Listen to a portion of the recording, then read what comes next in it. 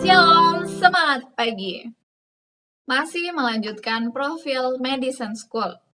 Selain para murid ini sangat semangat untuk datang ke sekolah, mereka juga senang karena mereka diajar oleh para guru untuk lebih dekat lagi mengenal karakter Tuhan melalui alam ciptaannya. Jadi sekolah ini memiliki lahan yang cukup luas untuk bercocok tanam, baik itu sayur, mayur, maupun buah-buahan. Dan anak-anak ini diberikan tanggung jawab untuk mengelola satu area kecil untuk mereka tanami satu tanaman. Jadi mereka diberi tugas untuk merawat mulai dari benih atau bibit dari satu tanaman. Dan mereka harus memberikan air yang rutin, menyirami secara rutin ya, berikan juga pupuknya, merawat tanaman ini, mencabut dari tumbuhan-tumbuhan yang mengganggu, dan proses-proses lainnya. Mereka pun belajar bagaimana Tuhan berkuasa memberikan pertumbuhan bagi tanaman yang mereka rawat. Mulai dari bentuk yang paling kecil, mulai dari bibit, berkembang lebih besar lagi, dan sampai kepada bentuknya yang sempurna untuk siap dipanen. Mereka melihat bahwa semuanya itu hanya karena campur tangan Tuhan saja. Selain itu, mereka juga diizinkan dan mendapatkan kesempatan untuk menikmati hasil panen buah-buahan yang sangat nikmat. Seperti dokumentasi yang dapat Anda saksikan ini, ada yang mereka sangat semangat untuk menikmati buah markisa. Tentunya sangat manis ya dan penuh dengan vitamin. Dan juga buah-buahan lainnya. Ada juga di satu kelas di mana mereka diajarkan untuk menikmati makanan-makanan sehat. Mungkin ada beberapa murid yang jarang atau tidak suka makan buah, tapi mereka semangat untuk berusaha memulainya. Ada yang makan jus itu hanya 2 sendok katanya, namun ada yang semangat sampai menghabiskan 1 gelas. Jika Anda melihat dengan rinci cahaya-cahaya mata mereka, itu adalah mata-mata yang sangat bersyukur dan senang sekali mendapatkan pengalaman untuk boleh bercocok tanam. Saya turut terberkati melihat dokumentasi ini. Saya rasa Anda pun merasakan hal yang sama.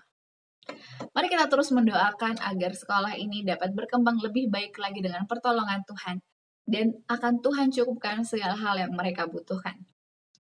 Saya masih akan melanjutkan cerita mereka esok hari.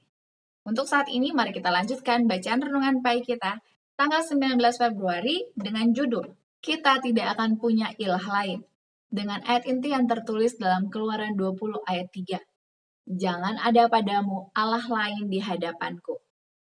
Penjelasannya, 10 hukum yang berisi hendaklah kamu dan jangan kamu adalah 10 janji yang dipastikan kepada kita kalau kita mau menuruti hukum yang memerintah alam semesta.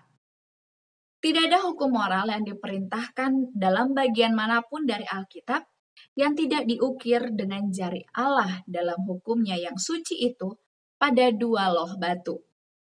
Satu salinan diberikan kepada Musa di atas bukit Sinai. 4 hukum yang pertama memerintahkan manusia di dalam kewajibannya berbakti kepada Tuhan Allah kita dengan segenap hati dan segenap jiwa dan dengan segenap pikiran dan dengan segenap kekuatan. Ini meliputi manusia seluruhnya. Ini menuntut kasih yang begitu hangat, begitu bersemangat, sehingga manusia tidak dapat menghargai apapun dalam pikirannya atau kasih sayangnya dalam persaingan dengan Allah. Dan pekerjaannya akan membawa tanda tangan surga. Segala sesuatu adalah kedua kepada kemuliaan Allah. Bapa kita yang di surga haruslah selalu disayangi sebagai yang terutama.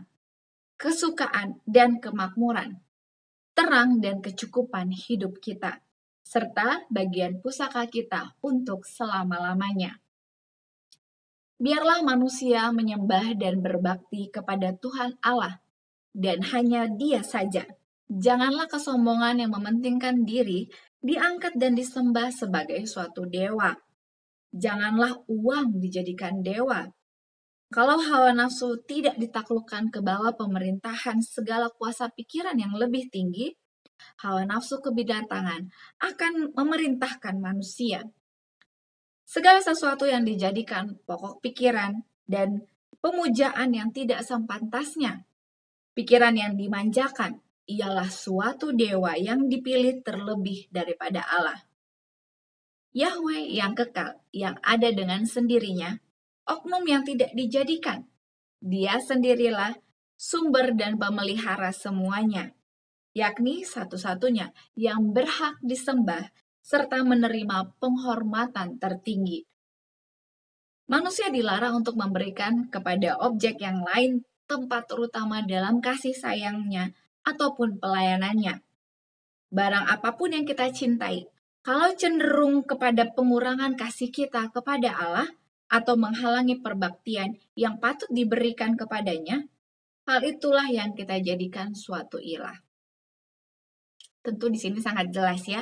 Jadi aplikasi kita hari ini, mari kita berikan segala sesuatu yang terutama untuk Tuhan. Khususnya dalam hal pujian. Jika ada saatnya di mana Anda dipuji oleh orang lain misalnya, suaranya bagus banget. Wah, hebat sekali penyampaian khotbahnya. Atau, luar biasa sekali, Anda sanggup lolos dalam hal ini. Kalimat-kalimat pujian yang diutarakan orang lain kepada kita, baiklah kita jawab dengan memulai kalimat kata-kata, puji Tuhan. Karena Tuhan baik, Tuhan memampukan saya untuk melakukannya. Saya rasa ini akan jadi kebiasaan yang baik bagi kita bersama. Slogan kita, awali hari ini dengan renungan pagi. Tidak bosan saya terus mengingatkan kepada kita semua, mari kita tekun di dalam doa. Saya rindu untuk terus menjadi sahabat doa Anda. Jika saja ada hal lain yang ingin Anda sampaikan untuk sama-sama kita doakan, Anda dapat menuliskannya di kolom komentar di bawah ini, dan saya akan turut menjadi sahabat doa Anda. Terima kasih banyak. Sampai jumpa, kita akan lanjutkan bacaan renungan pagi kita esok hari. Tuhan memberkati.